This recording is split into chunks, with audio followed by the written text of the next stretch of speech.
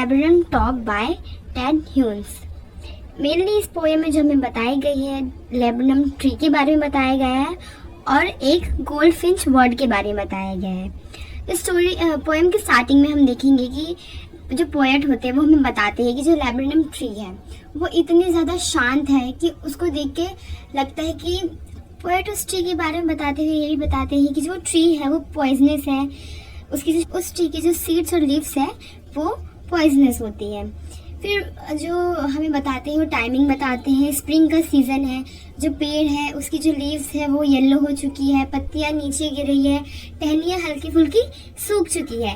वो सितंबर के हमें स्प्रिंग सीजन के बारे में बताते हैं, आफ्टरनून के बारे में। फिर पोएट हमें बताते हैं उस ट्री में कोई भी मूवमेंट नहीं है, बट जब पोएट देखते हैं कि भाई कुछ टाइम बाद जो है एक बर्ड उड़ के आती है जो कि गोल्डफिंच बर्ड होती है।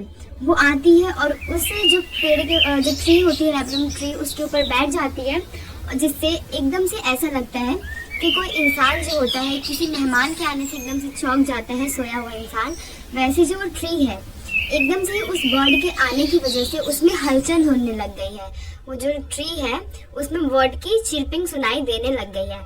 जो बर्ड होती है वो जाती है, वो एक पेड़ की टहनी पर जाके एक साइड कॉर्नर में बैठती है और वहाँ चिरपिंग करने लग जाती है। तो फिर जो पोएट होती है उस बर्ड के बारे में हमें बताती है, उसके कलर जो उसका कलर है येलो कलर का होता है, उसके फेस के आगे ब्लैक एंड वाइट कलर के धारीदार रेशे बने होते हैं और वो उसको अलर्ट बताते हैं जस्ट लाइक लिजर्ड। वो हमें लिजर्ड की तरह उसको अलर्ट बताते हैं, जैसे एक लिजर्ड होती है वैसे ही उस बर्ड के बारे में हमें बताया जाता है।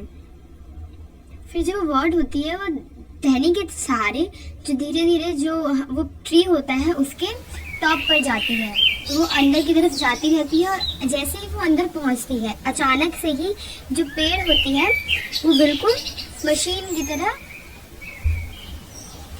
स्टार्ट हो जाती है। जिससे जो पोएट होते हैं वो हमें बताना चाहते हैं कि जो बर्ड है वो एक तरीके से ट्री के लिए मशीन का काम करती है, एक इंजन का काम करती है। जैसे एक ट्रेन होती है वो इंजन की वजह से ही चलती है, वैसे ही जो ट्री होती है तो जैसे ही वो बर्ड उस ट्री पर आती है उस मशीन में मूवमेंट होने लग जाती है, उस ट्री में मूवमेंट होती है, जिस वजह से जो आसपास के लोग होते हैं जिनका ध्यान उसकी तरफ जाता है और ट्री एकदम से शांत खड़ी नहीं रहती है। तो इससे वो हमें एग्जाम्पल देते हैं। फिर जैसे ही वो अंदर जाती है तो वो हमें बताते हैं पोएट कि ऐसा हो सकता है कि उसके अंदर उसका नेस्ट है और वहाँ पर उसके बहुत सारे बच्चे हैं जो अपनी मॉम को देखकर काफ़ी ज़्यादा खुश हो गए हैं और वो बर्ड आई है और जो उसके जो बच्चे हैं वो उसको देख के काफ़ी ज़्यादा खुश है। वो खुश है कि उनकी मॉम जो है वो आ चुकी है, वो उनके लिए खाना लेकर आई है, जिस वजह से वो बहुत ज़्यादा शोर कर रहे हैं। और काफ़ी जो ट्री है अब वो एकदम साइलेंट नहीं रह गई है, अब वहाँ पे बहुत ज़्यादा हलचल हो रही है। पोएट हमें इसके बारे में बताते हैं। फिर थोड़ी देर बाद जो गोल्डफिंच बर्ड होती है वो बाहर की तरफ आना स्टार्ट करती है और आके फिर उसी टहनी पे जाके बैठ जाती है, उसी टहनी की डीश पे जाके बैठ जाती है जहाँ वो स्टार्टिंग में बैठे थे। और फिर वो अपने बच्चों की तरफ दोबारा से देखती है, शायद वो उनको किसी तरीके का इशारा कर रही है। पोएट हमें ये भी बताते हैं कि वो उसके जो बच्चे हैं उसको पहचान जाए और ये भी देखे कि अब उनकी मॉम का जो है वो जानने का टाइम आ चुका है, उनकी मॉम जा रही है तो उनको अब शांत हो जाना चाहिए। उनकी मॉम फिर थोड़ी देर बाद आएंगी उनके लिए खाना लेके। जो गोल्डफिंच बर्ड है वो किसी तरह का मिस्टीरियस साउंड भी निकालती है, जिससे शायद वो अपने बच्चों को ये बोलना चाहती है कि अब नॉइस करना बंद कर दो। और उसके बाद जो बर्ड होती है वो खुले आसमान में जाके उड़ने लग जाती है और यहीं पे आपकी जो ये पोएम है उसकी एंडिंग हो जाती है।